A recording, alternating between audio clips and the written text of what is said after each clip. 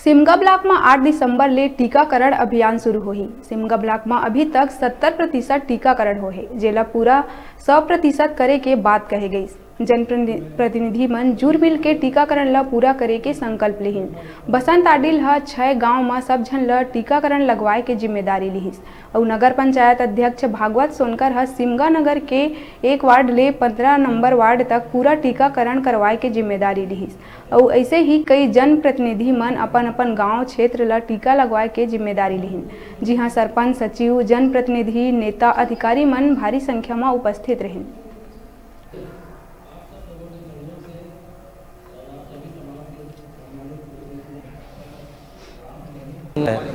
और लगभग 39% second dose लगा है और टीकाकरण ही कोविड से बचाव का एकमात्र माध्यम है। तो इसके लिए ज़िले में महाअभियान हम 8 दिसंबर को चलाने जा रहे हैं और ज़िले में कुल 472 हमारे वैक्सीनेशन सेंटर होंगे और जैसे इलेक्शन के दौरान काम किया जाता है उसी प्रक्रिया के तहत इनमें काम किया जाएगा और हम सभी वर्गों का सहयोग लेकर के, समाज के लोग हों, जनप्रतिनिधि हों, हमारे अधिकारी हों, कर्मचारी हों, सबका सहयोग लेकर के 100% टीकाकरण करने के लिए कृत संकल्पित हैं और उसी के संदर्भ में सभी लोगों को जागरूक करने के लिए, प्रेरित करने के लिए और सबका सहयोग प्राप्त करने के लिए आज की बैठक बुलाई गई। जिला प्रशासन की एक इच्छा शक्ति है और जिसमें सारे जनप्रतिनिधि और सारे समाज के प्रतिनिधि और 8 तारीख को बहुत ही सवेरे से लेकर रात तक, और अगर उस दिन रात तक के भी नहीं होगा तो दूसरे दिन तक के रात वहीं रुकने की व्यवस्था रहेगी।